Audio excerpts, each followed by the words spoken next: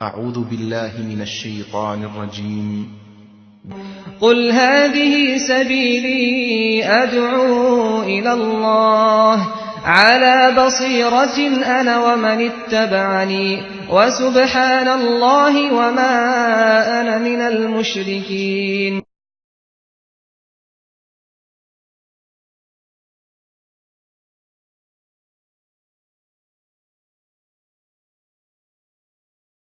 إن الحمد لله نحمده ونستعينه ونستغفره ونؤمن به ونتوكل عليه ونعوذ بالله من شرور أنفسنا ومن سيئات أعمالنا من يهده الله فلا مضل له ومن يضلل فلا هادي له وأشهد أن لا إله إلا الله وحده لا شريك له وأشهد أن محمدًا عبده ورسوله. اللهم صل على محمد وعلى آل محمد كما صليت على إبراهيم وعلى آل إبراهيم إنك حميد مجيد. اللهم بارك على محمد وعلى آل محمد كما باركت على إبراهيم وعلى آل إبراهيم إنك حميد مجيد. أما بعد فإن خير الحديث كتاب الله وخير الهدي هدي محمد صلى الله عليه وسلم وشر الأمور محدثاتها وكل محدثة بدعة وكل بدعة ضلالة وكل ضلالة في النار. تمام تعریفیں اللہ تعالیٰ کے لیے ہیں جو سارے جہاں کا خالق، مالک اور اس کا پروردگار ہے. رحمتیں اور سلامتی ہو احمد مجتبیٰ محمد مصطفیٰ محمد ابن عبداللہ پر جو سارے جہاں والوں کے لیے رحمت بنا کر بھیجے گئے. برادران اسلام، دختران ملت، اللہ تعالیٰ کے احسان کے بعد ہم بندوں پر اگر کسی کا احسان سب سے بڑا ہے تو نبی کریم صلی اللہ علیہ وسلم کا احسان ہے. اسی لیے نبی کریم صلی اللہ علیہ وسلم نے صاف صاف امت کو بتا دیا، لا یؤمن احدکم حتی اکون احب الیہ من والدہ وولدہ والناس اجمعین. آپ نے فرمایا تم میں سے کوئی شخص اس وقت تک صحیح معنی میں مومن نہیں ہو سکتا جب تک کہ میں اس کی نظر میں اس کے باپ، اس کے بچے اور سارے لوگوں سے زیادہ محبوب اور پیارا نہ بن جاؤں. نبی کریم صلی اللہ علیہ وسلم نے جب یہ حدیث سنائی، عمر رضی اللہ عنہ نے کہا، اللہ کے رسول، آپ میری نظر میں سارے لوگوں سے زیادہ پسندیدہ ہیں، سب سے زیادہ میں آپ سے محبت کرتا ہوں، لیکن میری ذات میں اپنے آپ کو آپ سے بھی زیادہ محبت کرتا ہوں. نبی کریم صلی اللہ علیہ وسلم نے فرمایا کہ نہیں، لا یا عمر، نہیں ہو عمر، اگر تم اپنی ذات کو میرے سے زیادہ محبت کرتے ہو تو تمہارا ایمان مکمل نہیں ہے، تمہارا ایمان صحیح نہیں ہے جب تک کہ تم مجھ سے اپنی ذات سے بھی زیادہ محبت نہ کرو. ان الفاظ کو سننے کے بعد عمر رضی اللہ عنہ نے فرمایا، الآن یا رسول اللہ، اب اللہ کے رسول، آپ میری نظر میں میری ذات سے بھی زیادہ محبوب ہیں، میری ذات سے بھی زیادہ آپ سے میں محبت کرتا ہوں. تو نبی کریم صلی اللہ علیہ وسلم نے فرمایا، الآن یا عمر، ہاں اب تمہارا ایمان صحیح ہوگا. یہ کیوں نبی کریم صلی اللہ علیہ وسلم نے یہ بات بتائی؟ اس لیے کہ مومن کہ یہ زندگی آزمائش ہے، امتحان ہے، محبتوں کے درمیان امتحان ہے، آزمائشوں میں امتحان ہے، مصیبتوں میں اور بلاؤں میں امتحان، اللہ کی نعمتوں میں امتحان۔ اب اللہ تعالیٰ کی اور اس کے رسول صلی اللہ علیہ وسلم کی محبت اگر ساری مخلوق اور دنیا کی ساری چیزوں سے زیادہ نہ ہو، اس کا ایمان پورا نہیں ہو سکتا۔ بیوی کہتی ہے اپنے شوہر سے کہ چہرے پر داڑھی اچھا نہیں لگتی ہے، ذرا نکال دو، جوان بننے کی کوشش کرو، لوگ جو ہے لوگوں کے سامنے تمہارا امیج اچھا ہونا چاہیے۔ اب بیوی کی محبت میں شوہر داڑھی نکال دیتا ہے۔ اب یہاں دو محبتوں کے درمیان ٹکراؤ، ایک بیوی کی محبت، ایک اللہ کے رسول صلی اللہ علیہ وسلم کی محبت۔ اسی طریقے سے شوہر کہتا ہے بیوی سے کہ چلو بغیر برقعے کے چلو میرے ساتھ، اور کتنے ایسے شوہر ہیں نعوذ باللہ جو اپنی بیویوں سے زبردستی حجاب اور پردہ نکالتے ہیں، انہیں اللہ کا خوف نہیں ہے، اور مجبوراً عورتیں شوہر کو خوش کرنے میں کیا کرتی ہیں؟ پردہ نکالتی ہیں، اگر ان کے پاس کوئی عذر نہ ہو۔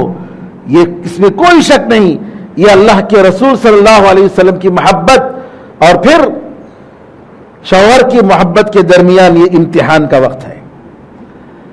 ایسے بہت ساری محبتوں کا، دنیا کی محبت، پیسے کی محبت، لوگوں کی باتوں کا خیال، اور اس کی وجہ سے نعوذ باللہ اپنی عبادتیں بگاڑتا ہے، رسم و رواج کرتا ہے، شادیوں میں اسراف کرتا ہے، شادیوں میں حرام کام کرتا ہے تاکہ لوگوں کی باتوں سے بچ جائے۔ اس کے جاننے والے کیا کہیں گے، اس کے دوست کیا کہیں گے؟ یہاں امتحان ہوتا ہے میرے بھائیوں، اللہ تعالیٰ کے رسول صلی اللہ علیہ وسلم سے محبت اور انسانوں سے محبت کا یہ بہت بڑا امتحان ہے۔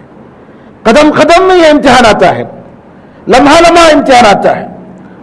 لہذا نبی کریم صلی اللہ علیہ وسلم نے صاف کہہ دیا، تم میں سے کوئی شخص اس وقت تک صحیح معنی میں مومن ہو نہیں سکتا، کامل مومن ہو نہیں سکتا، جب تک کہ وہ مجھ سے سب سے زیادہ محبت نہ کرے لوگوں میں، اور رسول اللہ صلی اللہ علیہ وسلم سے محبت سے بڑھ کر اللہ تعالیٰ کی محبت، کیونکہ اللہ تعالیٰ ہی کی محبت، اللہ تعالیٰ ہی کی نعمت، اللہ تعالیٰ ہی کا احسان ہم پر ہے۔ ہم مردے تھے، اللہ نے ہمیں زندہ کیا، ہماری ہر ضرورت کو اللہ نے دی، چھوٹی چھوٹی چیزوں سے لے کر بڑی بڑی چیزیں تک ساری نعمتیں اللہ تعالیٰ نے ہمیں نوازی۔ جی ایک صاحب، ان کو وینٹیلیٹر کی ضرورت پڑ گئی سانس لینے کے لیے، 6 گھنٹے وینٹیلیٹر لیے، ہسپتال سے نکلے تو 6 گھنٹے وینٹیلیٹر کا 600 ریال ان کو بل دیا گیا سعودی عرب میں۔ رونے لگے، لوگوں نے کہا پیسے نہیں ہے گا، کیا مسئلہ ہے؟ پیسے کا مسئلہ نہیں ہے، پیسے میرے پاس ہیں، میں روزانہ اللہ تعالیٰ بغیر کسی پیسے کے فری میں مجھے سانس دیتا ہے اور سانس لینے کی توفیق دے رہا ہے ہر سیکنڈ پر۔ کبھی میں نے اللہ کی اتنی بڑی نعمت کا میں نے احساس نہیں کیا۔ آج 6 گھنٹے مجھے وینٹیلیٹر میں رکھا گیا تو مجھے جو ہے 600 ریال دینے پڑ رہے ہیں، میں کتنا ناشکرا ہوں، اس پر میں رو رہا ہوں۔ اللہ نے صحیح فرمایا میرے بھائیو، وَإِن تَعُدُّوا نِعْمَةَ اللَّهِ لَا تُحْصُوهَا إِنَّ الْإِنسَانَ لَظَلُومٌ كَفَّارٌ۔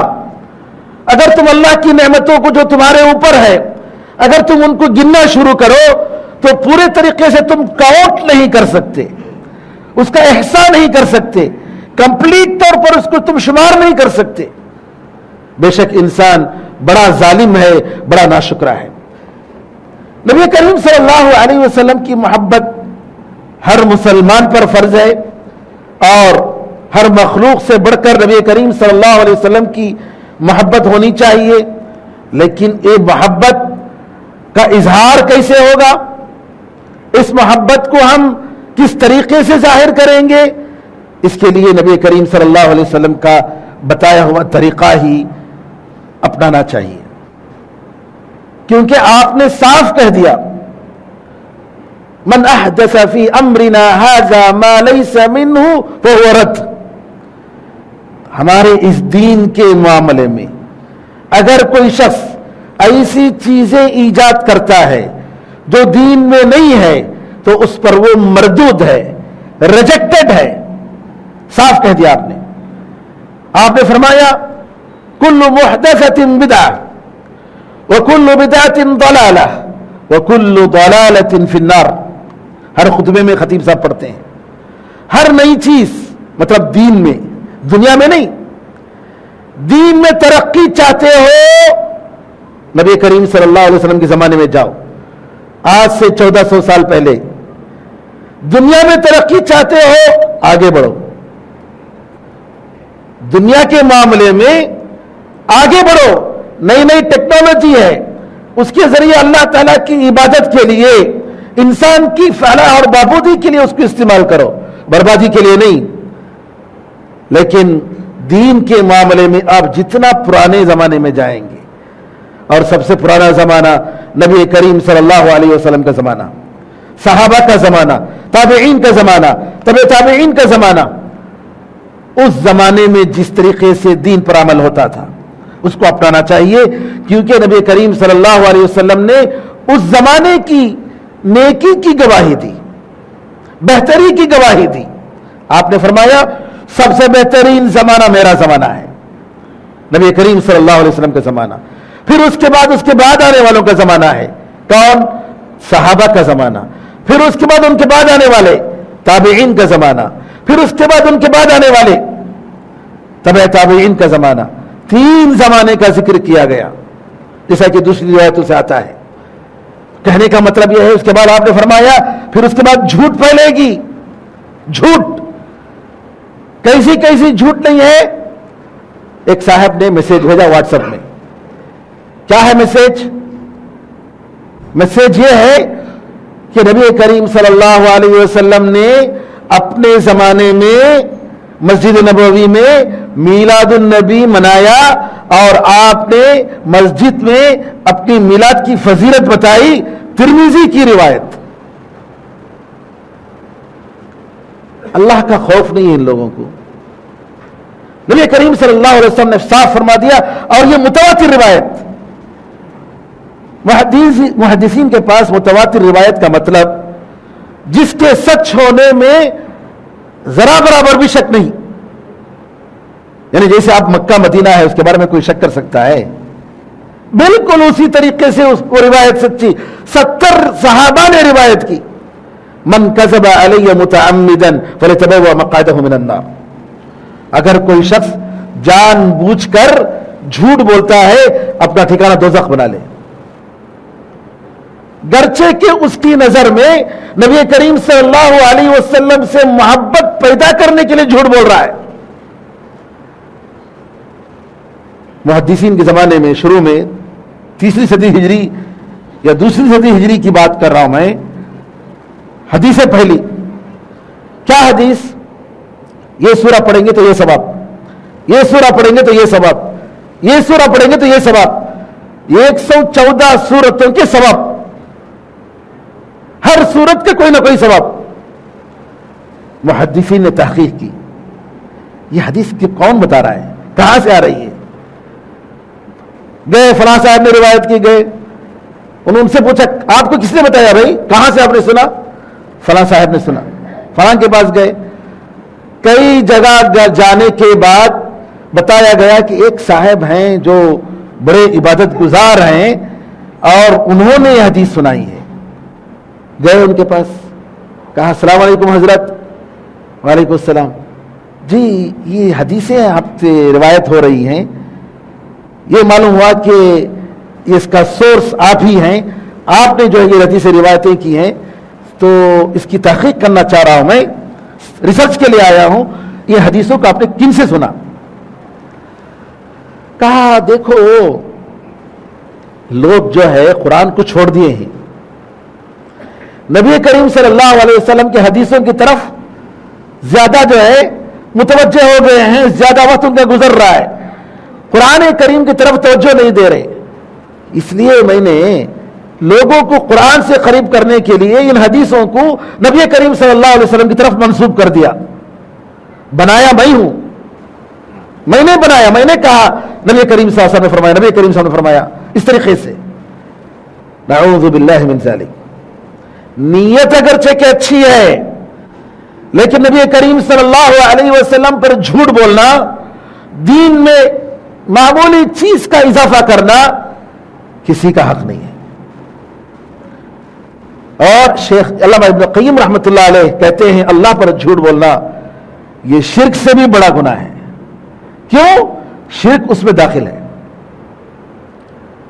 قرآن کریم کی ایک آیت میں اللہ تعالیٰ نے مرحلہ وار ذکر فرمایا گناہوں کا. میں آؤ قل تعالوا واتلوا ما حرم ربکم علیکم، کیا کیا چیزیں حرام ہے بتاتا ہوں. بے حیائی کا ذکر فرمایا، گناہ کا ذکر فرمایا، شرک کا ذکر فرمایا. پھر اس کے بعد آخر میں کہا وَأَن تَقُولُوا عَلَى اللَّهِ مَا لَا تَعْلَمُونَ، اللہ پر ایسی باتیں کرو جو تم نہیں جانتے ہو. اگر کوئی شخص بغیر تحقیق کے میسج آتے ہیں، آپ نے بڑھا دیا فوراً دوسروں کو، دوسرے نے دوسرے کو بڑھا دیا، آپ بھی اس گناہ میں شریک ہیں. آپ بھی اس غلط اور جھوٹی حدیث کے پھیلانے میں آپ بھی شریک ہیں. وہاں رک جانا چاہیے، تحقیق کرنی چاہیے، اور جو بیچتا ہے اس کو کہنا چاہیے اللہ سے ڈرو، نبی کریم صلی اللہ علیہ وسلم پر جھوٹی باتیں مت کرو. آپ نے فرمایا الا ان کذبا علی لیس ککذب علی احد، صحیح مسلم کی روایت. سنو، میرے اوپر جھوٹ بولنا دوسروں پر جھوٹ بولنے کے جیسا نہیں ہے. من کذب علی فلیلج النار، جو مجھ پر جھوٹ بولے گا وہ دوزخ میں ضرور جائے گا. میرے بزرگوں، میرے بھائیوں، نبی کریم صلی اللہ علیہ وسلم، آپ اس میں کوئی شک نہیں، ساری انسانیت کے سردار. ایک مرتبہ آپ بکری کا ہاتھ کا گوشت آپ کو زیادہ پسند تھا، آپ کھا رہے تھے، ایسے ہی توڑ کر آپ کھا رہے تھے، اور کہا آپ نے انا سید ولد آدم یوم القیامہ ولا فخر، میں قیامت کے دن آدم کی اولاد کا سردار رہوں گا، اور یہ فخر سے نہیں بول رہا ہوں. میں یہ علم، تبلیغ، دعوت دینا، یہ رسالت پہنچانا میرا فرض ہے، اس لیے میں بول رہا ہوں.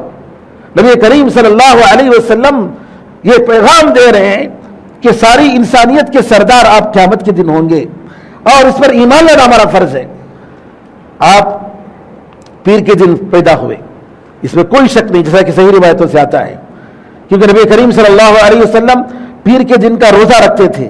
آپ سے پوچھا گیا تو کہا آپ نے کہ اللہ تعالیٰ نے مجھے اس دن پیدا کیا، میں اس دن پیدا ہوا. لیکن کون سی تاریخ اتھینٹک طریقے سے، اس کا کوئی ثبوت نہیں ہے. راجح قول جو علماء کی نظر میں تحقیق کر کے جو علماء نے کہا، جیسا کہ مولانا قاضی سلیمان پوری رحمت اللہ علیہ رحمت للعالمین میں، ان کی کتاب رحمت للعالمین میں، سیرت کی کتاب میں تحقیق کر کے بتاتے ہیں کہ تاریخ کا پورا حساب کتاب لگا کر وہ بتاتے ہیں کہ نبی کریم صلی اللہ علیہ وسلم کی پیدائش کی تاریخ 12 ربیع الاول نہیں 9 ربیع الاول ہے. لیکن سارے علماء کا اس پر اتفاق ہے کہ 12 ربیع الاول کو آپ وفات ہوئے. آپ کی وفات 12 ربیع الاول کو ہوئی، اس میں کوئی اختلاف نہیں ہے. لیکن یہاں ہم دیکھتے ہیں کہ 7 پر 3 سال کے عرصے میں کبھی نبی کریم صلی اللہ علیہ وسلم نے یہ نہیں کہا کہ چلو آج میری پیدائش کا دن ہے، برتھ ڈے ہے، چلو میرا درس سنو. درس آپ کی سیرت کا کوئی واقعہ آپ نے سنایا ہو اس مناسبت سے؟ ہرگز نہیں. بلکہ آپ بدعتوں سے ہمیشہ ڈرایا کرتے تھے. اور سب سے پہلے میلاد النبی کی بدعت کو ایجاد کرنے والا یہ فاطمی جو باطنی فرقے سے تعلق رکھتے تھے. مصر میں باطنیہ تھے، بنو عبید اور اسماعیلی فرقہ، اور یہ فرقہ مسلمانوں کا دشمن. اسلام کے نام پر اوپر سے نام کا اسلام اور اندر سے اسلام کے دشمن. ان کے پاس نماز کی اہمیت نہیں، روزوں کی اہمیت نہیں، سب کی تعویل کرتے ہیں، بلکہ جنابت کے غسل کے بارے میں کہتے ہیں کہ جنابت کے غسل کی ضرورت نہیں، ان کے پاس جنابت کا مطلب یہ ہے کہ ان کا سیکریٹ دوسروں کو بتا دیا جائے،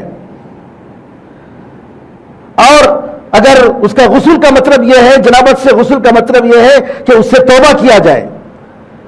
دین کی ساری شریعت کی تعویل کی ان لوگوں نے، نماز کی تعویل کی، نماز ان کے پاس نماز کی شکل میں نہیں ہے، جیسا کہ صوفی لوگ جی اپنے دل سے نماز پڑھتے ہیں، اپنے دل سے نماز پڑھتے ہیں۔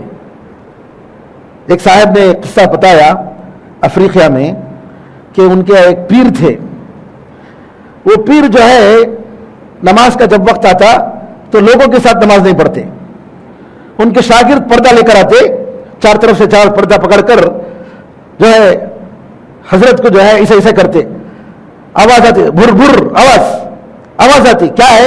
حضرت جو ہے مکہ جا رہے ہیں، مکے میں جا کے نماز پڑھ رہے ہیں، لوگ سب یہاں نماز پڑھ رہے ہیں اور حضرت جو ہے بیٹھے ہوئے ہیں، وہ حضرت کیا کر رہے ہیں جی؟ وہ مکے میں جا کر نماز پڑھ رہے ہیں۔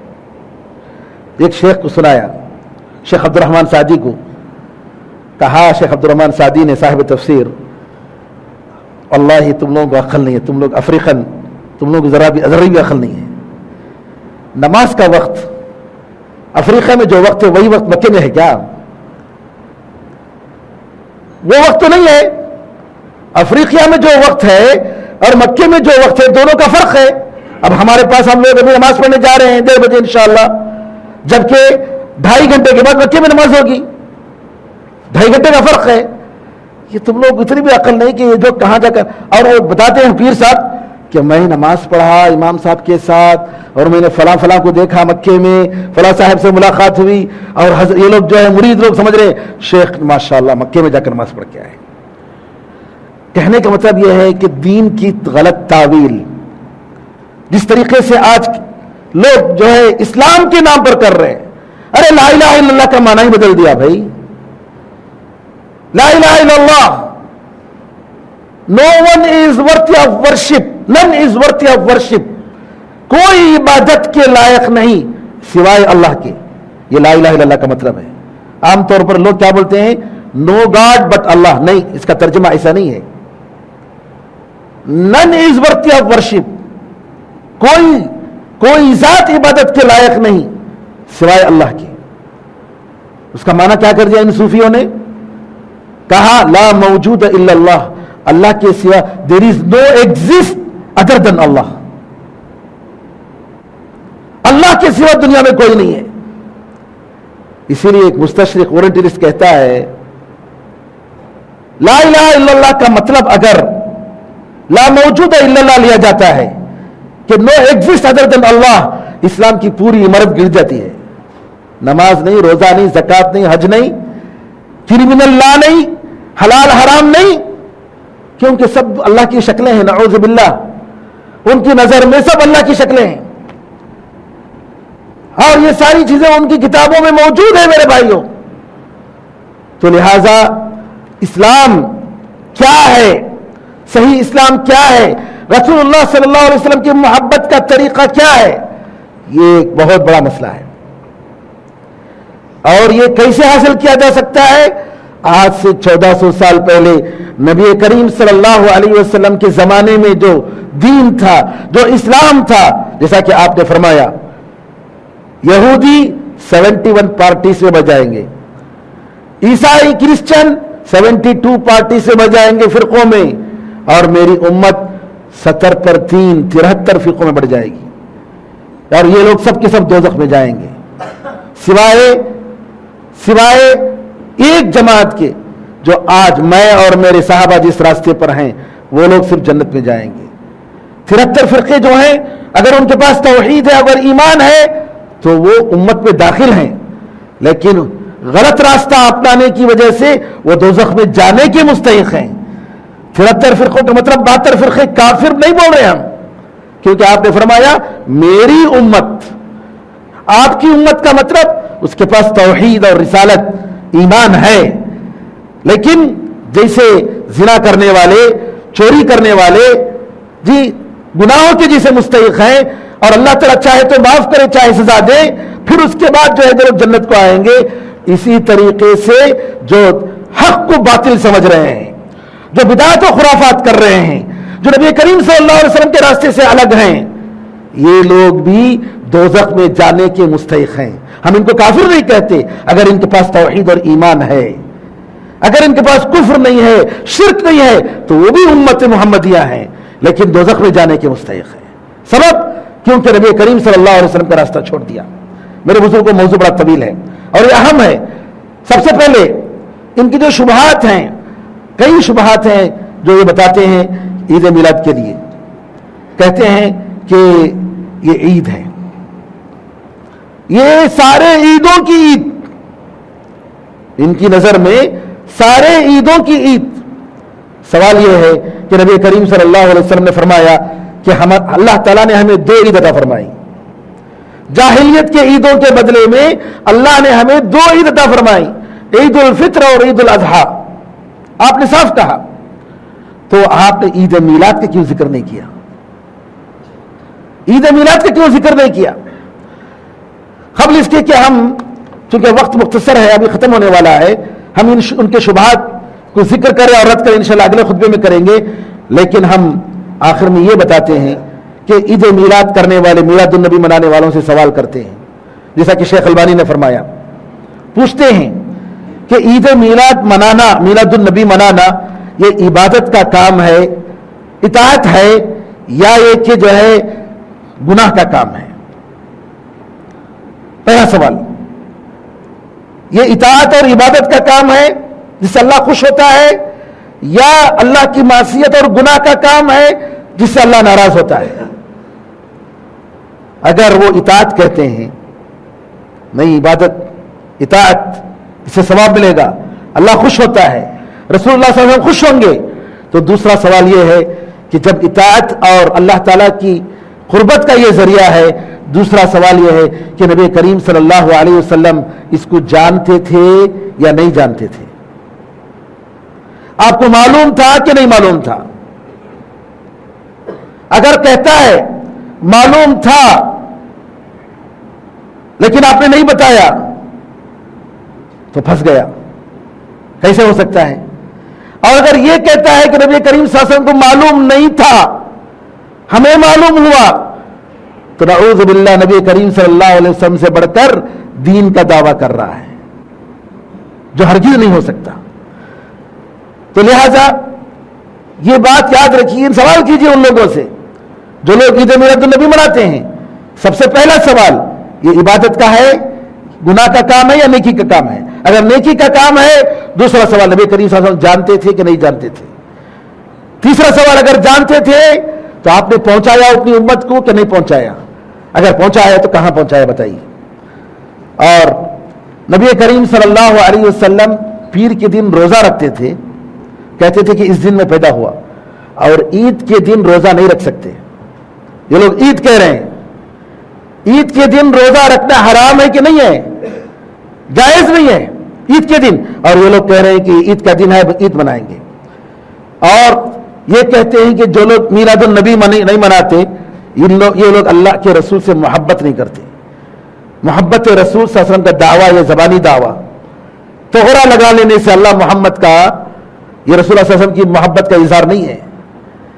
رسول اللہ صلی اللہ علیہ وسلم کی محبت کا مطلب جی ہری پگڑی پہن لینا نہیں ہے, ہرا لباس اور ہرا شال پہن لینا نہیں ہے.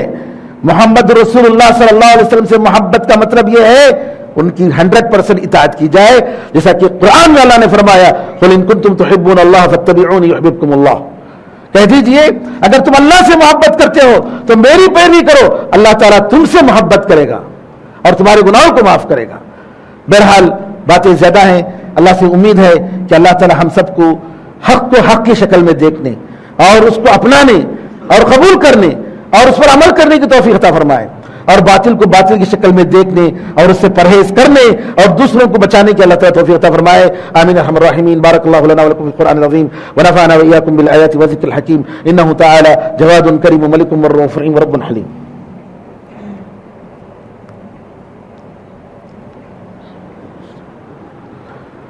إن الحمد لله نحمده ونستعينه ونستغفره ونؤمن به ونتوكل عليه ونعوذ بالله من شرور أنفسنا ومن سيئات أعمالنا من يهديه الله فلا مضل له ومن يضلل فلا هادي له وأشهد أن لا إله إلا الله وحده لا شريك له وأشهد أن محمدا عبده ورسوله اللهم صل على محمد وعلى آل محمد كما صليت على إبراهيم وعلى آل إبراهيم إنك حميد مجيد اللهم بارك على محمد وعلى آل محمد كما باركت على إبراهيم وعلى آل إبراهيم إنك حميد مجيد وصل على جميع الأنبياء والمرسلين والملائكة المقربين والخلفاء الراشدين وعلى جميع الصحابة أجمعين ومن تبعهم بإحسان إلى يوم الدين اللهم اعز الإسلام والمسلمين اللهم انصر الإسلام والمسلمين اللهم انصر من نصر الدين عباد الله رحمكم الله إن الله يأمر بالعدل والإحسان وإيتاء ذي القربى وينهى عن الفحشاء والمنكر والبغي يعظكم لعلكم تذكرون فاذكروا الله يذكركم ودعوه يستجب لكم وذكر الله أعلى وأولى وعز وجل وهم وتم